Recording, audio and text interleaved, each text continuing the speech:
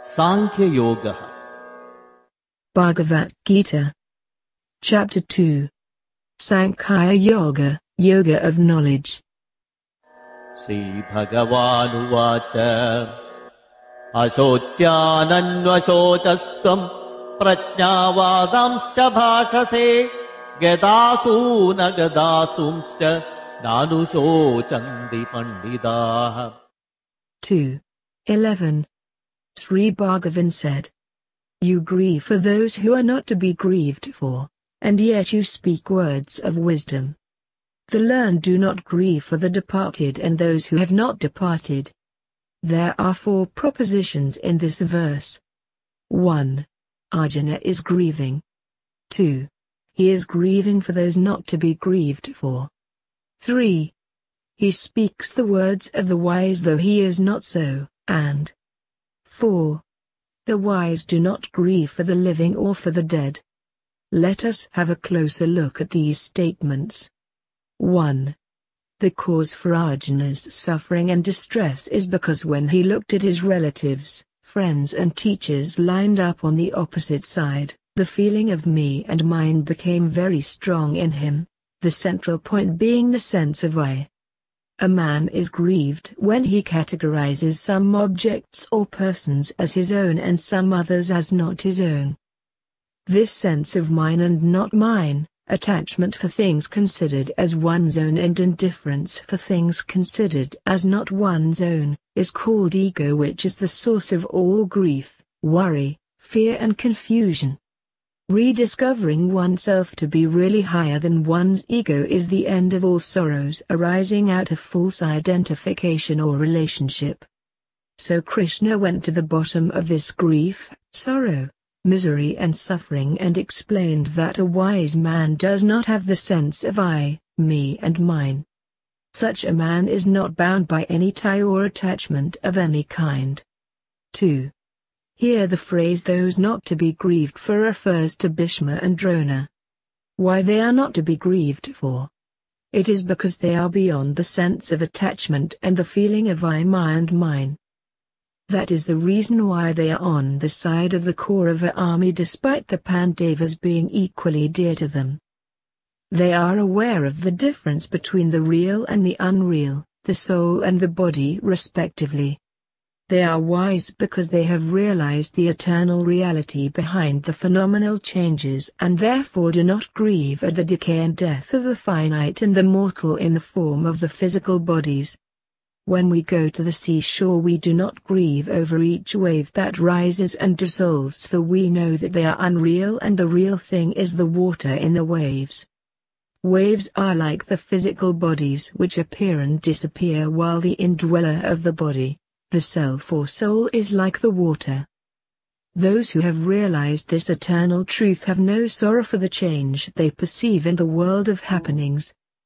Thus both real and unreal are not to be grieved at, as the real is imperishable and therefore should not be grieved for. The unreal is bound to perish, as it is perishing at every moment, so it should not also be grieved at. It follows that Arjuna's grief over the bodies of his relatives getting perished is misplaced and is the consequence of his ignorance, lack of right knowledge, avidya, although his words apparently look wise which in fact they are not. Hence Krishna says that he is grieving for those who should not be grieved for. What Krishna means is, Arjuna, look at those standing before you not as human beings, look at them as the souls, Atman, and the soul is immortal. You cannot kill the soul if you have the real knowledge. The idea is, you are sorrowing for those who are eternal in the real sense, and therefore who are not to be grieved for. Hence you are a fool. The wise do not mourn for the dead or for the living, says Krishna to Arjuna. Why? Because there are no living or dead in the sense that those with bodies are alive and those divested of a body are dead. Nor is there such a duality called life and death. These are only the illusions produced by the distorting veils of ignorance. Lead me from death to immortality is not a petition to gain a state where we will never more experience bodily death, but a plea to be led from the outward-turned consciousness that produces death to the inward-turned consciousness that produces life. It is spirit itself that is immortality, nothing else. In order to remedy this myopic view of Arjuna, Krishna administered the strongest medicine of the knowledge of the self to him at the very first stroke from the 11th verse of this chapter, which is considered as the key verse of the Gita. All the subsequent teachings are an elaboration of the principle laid down in this verse. He advised Arjuna to renounce his physical, emotional and intellectual estimate of his grandsire and teacher and to re-evaluate the situation from his spiritual understanding, whereby his problem at the battlefield would vanish. Natvevaham jadunasam natvam neme janadhipaha nachaiva na bhavishyamaha sarve vayamata param. 2:12. It is not that I did not exist before, nor you nor these kings. Nor is it that we shall cease to exist in future. There are two things in the world, the soul which is real and the body which is unreal. Both of these are not to be grieved for, because the soul never ceases to be and the body is ever perishable. Thus Sri Krishna speaks here of the immortality of the self or the soul. The self exists in the three periods of time, past, present and future. He declares that the embodied soul in everyone identifies itself with varied forms temporarily to gain preordained experiences. Neither Krishna himself nor Arjuna nor the other kings, who have assembled in the battlefield, are mere accidental happenings, nor shall they cease to exist in future. It is not that they came from nowhere, nor at their death, they become nothing or non-existent. The soul remaining the same, it gets apparently conditioned by different body equipments, and comes to live through its self-ordained environments. All the living creatures existed before their birth, they exist now and would exist, even after the disappearance of their present bodies. A man experiences his existence before sleep, after sleep and during sleep. While his existence is continuous, his body is changing every moment, and ultimately perishes one day. Thus existence is beyond time, while biological body is bound by time and space. Waves arise, they play and die away. But the ocean ever remains the same. Prior to the pot, in the pot and after the pot, it was only the mud or clay, which has continuous existence. Just as the destruction of a pot does not lead to the destruction of clay, so also destruction of the physical body does not lead to destruction of the soul. Therefore, Arjuna should not grieve for his relatives, out of fear of their destruction. Dehi nosmin yatha dehi kaumaram yavvanam jara tatha dehandara praptihi dhirastatra na mukhyate. 2:13. Just as in this body the embodied self passes into childhood, youth and old age, so also does he pass into another body. Calm man does not grieve at it. Embodied self means the soul assuming a physical body. Calm man means he who has self-knowledge and does not grieve at it, means that he does not grieve at death. In the progress of growth of the body, childhood dies when youth is born and youthhood dies when the old age sets in. Even when childhood or youthhood no longer remains at the old age, man remembers his early days fairly well. Thus something is common throughout the various stages of growth which could remember the past experiences, and none feels unhappy about these changes. For the self in this body, as is obtaining the change in the experiences of childhood, youth and old age, so also is the change in the experiences on obtaining another body. A wise person is not confused or overpowered by such change in experiences. Let us understand this statement properly. The indweller, The self in one's body is the same in one's childhood, youth and old age. Similarly, on obtaining another body, the indweller in that new body also is the same self or Atman. Childhood, youth and old age are only with respect to one's physical body. The self, without undergoing any change, remains the same in all the three stages of bodily experiences. It is the same Atman which is the indweller in any new body one may assume later, after the present body falls. There can never be a time when Atman is not there. Thus at all times, I am does not change, but what I am may change. A wise person is not confused or overpowered by such changes. If one thinks that I changes from childhood I to youth I to old age I and to another I in another body, one must simply ask oneself the question, who is that I who recognizes all these changes in IAST? That I, that recognizer I, that seer I, that knower, I is indeed Atman, the self which is eternal, all-pervading, and is never subject to change.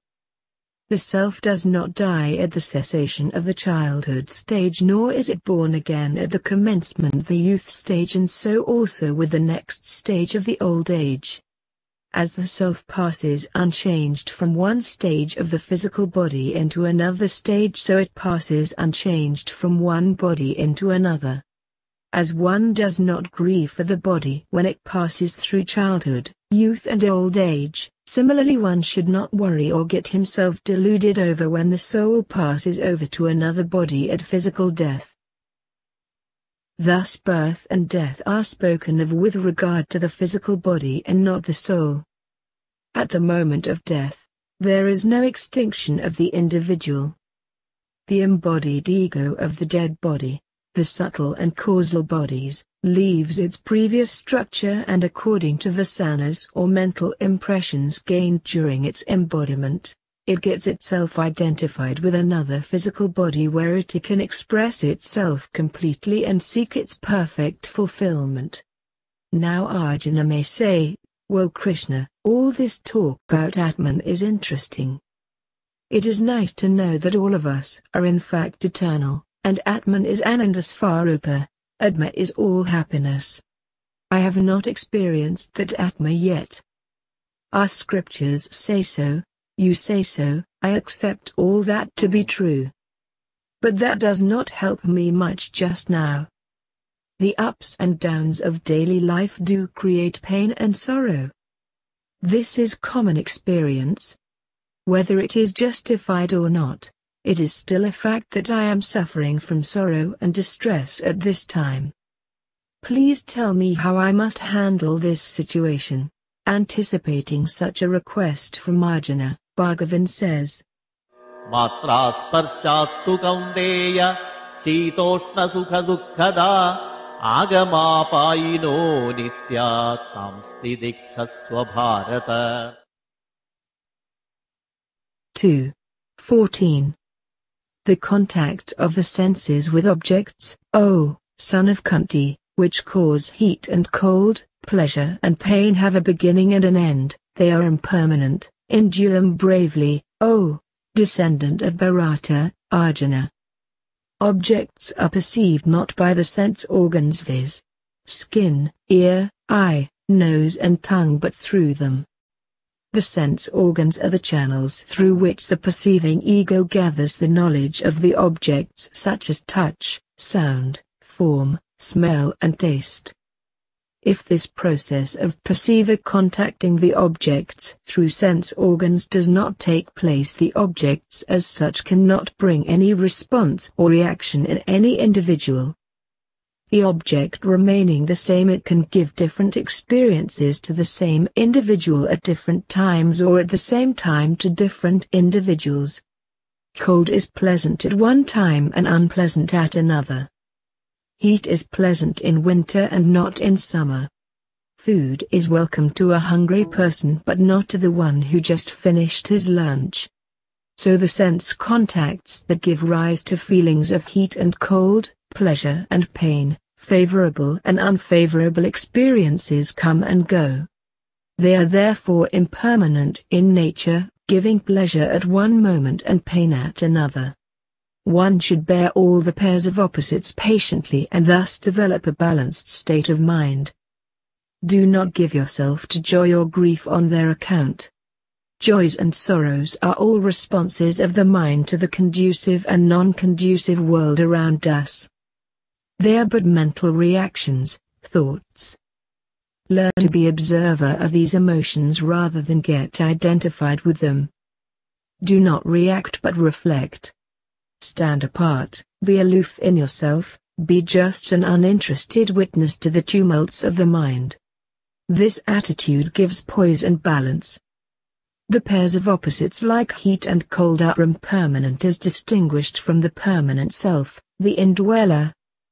Actually, there is no affinity between the self and the unreal pairs of opposites. But it assumed this affinity which can be rooted out only when we cease to accept it. A woman bereaved of her husband say 50 years ago, and if anyone called her as the wife of her husband Mr. So and so, she becomes alert and feels sad even today. It shows that the assumed affinity has not yet broken off, which means that though the objects are lost, yet the assumed affinity persists, which continues to cause anguish. The more one is able to distance oneself with this assumed affinity and identifies himself with the permanent self, the less one is affected by the agreeable and disagreeable conditions of life. Mere knowledge of agreeable and disagreeable senses is not bad. But attachment with and aversion to them is a fault. Not to be affected by such an evil is expressed by the term induram. Moreover, body, the sense organs and their actions have a beginning and an end.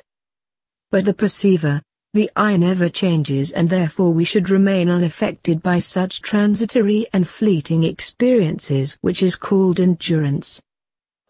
Yam hi na vyadhayantyete purusham purusharshapha samadukha sukham dhiram somrutatvaya kalpate. 2:15. That calm man who remains unchanged in pain and pleasure, whom these cannot disturb, alone is able, O greatest amongst men, to attain immortality.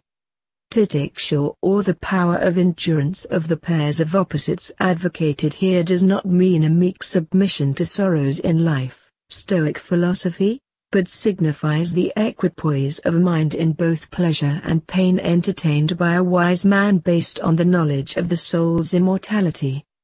Endurance, coupled with the discrimination between the real and the unreal and detachment from the worldly objects and pleasures, prepares the aspirant for right knowledge, which alone leads to liberation. Vedanta defines endurance as the bearing of all afflictions without wishing to redress them, while being free from all anxiety or regret on their account. This perfect sameness or equanimity amidst the ills of life means full and unbroken consciousness of our oneness with the immortal self. At that stage a person becomes fit for attaining immortality or knowledge of self, the ultimate goal of life. Immortality means the infinite experience of the eternal and the permanent. Eternal life does not mean survival of death, but it is the transcendence of life and death. Nasato vidyade bhavo, na bhavo vidyade sadaha, ubhayora vidushtonda, stvanayos tattvadarsivihi. 2:16. The unreal has no existence. The real never ceases to be, never ceases to exist. Men, possessed of the knowledge of the truth, fully know both these. This verse indicates that the mental tranquility can accrue only through right interpretation of life. Right interpretation of life involves knowing what is real and what is unreal. The distinction between these two is dealt with here. The real is that which has no change and remains the same in all periods of time, past, present and future. It always is. The unreal is that which does not remain the same for two successive moments. Whatever did not exist in the past or will not exist in the future cannot really exist in the present. That which is not in the beginning and which will not be in the end, but which seemingly exists in the present is called unreal. Any object conditioned by the law of cause and effect is not absolutely real because every effect is a change brought about by a cause and every cause is temporary. The life is finite. The body changes every moment, mind evolves and intellect grows with the passage of time. Each change in the body, for example from childhood to youth and from youth to old age, results in the constant death to its previous state. Body, mind and intellect constitute the continuous succession of the changes and all them cannot be real. The thing which never remains the same for any given period is unreal. The whole of the phenomenal world must be unreal because no one state in it endures even for a fraction of the time. But there must be some real entity behind these changes. For the changes to take place there must be some changeless substratum, just as a riverbed is necessary for the rivers to flow. In order to hold together innumerable experiences at the levels of body, mind and intellect and to give them a cohesive whole which is called life, a changeless substratum is required for all. That something which remains unchanged all through the changes is the real, and it is nothing other than the self in all, the pure awareness and consciousness. What is changing must be unreal and what is constant must be real.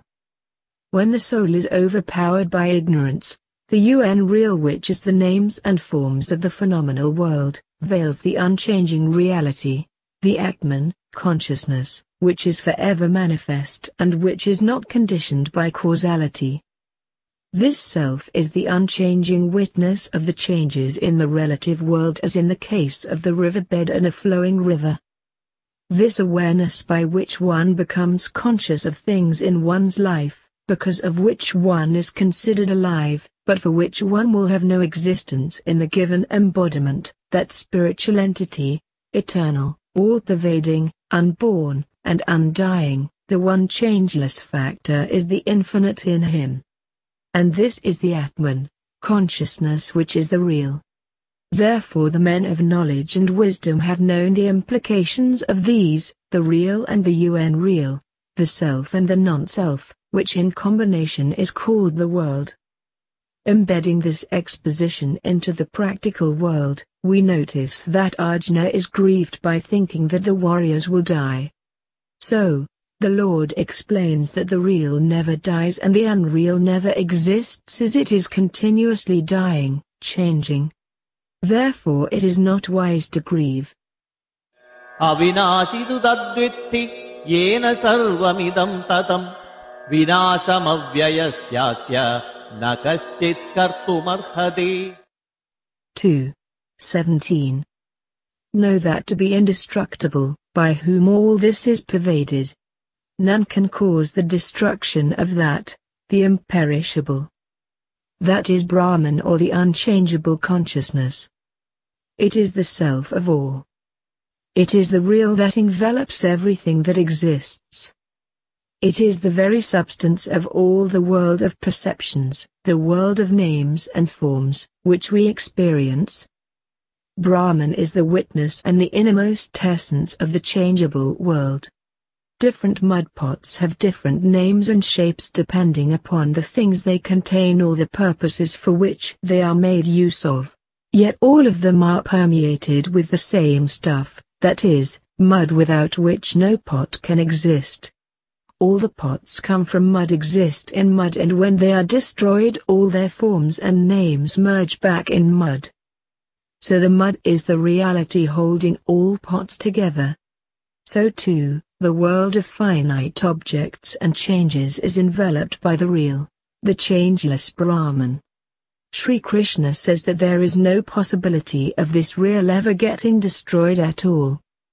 Destruction of an object is caused by the loss of its parts, as in the case of the body, or by the loss of something belonging to it. As Brahman is without parts and is one without a second, there is no question of its destruction. The immutable consciousness or Atman in the individual is the same as the all-pervading consciousness or Brahman in the universe. The idea here is that while the soul is imperishable, the body is perishable and is perishing every day. Nobody can check the process of such destruction. Whether Arjuna wages the war or withdraws from it, the imperishable cannot be destroyed and the perishable cannot be saved from destruction. Andavanda ime deha nityasyotta sharirinaha anasino prameyasya tasmadyuthyasva bharata. 2:18. Only the bodies, of which this eternal, imperishable, and incomprehensible self is the indweller, are said to have an end. Therefore, O descendant of Bharata, Arjuna, fight. Arjuna's grief which deters him from his duty is born of ignorance as to the true nature of the soul. Hence Sri Bhagavan's persisted attempts to illumine him on the subject. The physical body may be injured or destroyed by illness or death. The self is subject to neither of these.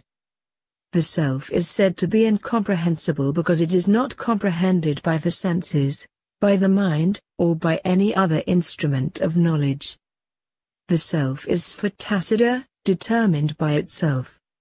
Being the knowing consciousness, it cannot be known by any other instrument. Everything is known by the self just as no other light is required to see the light of the sun which is self-effulgent.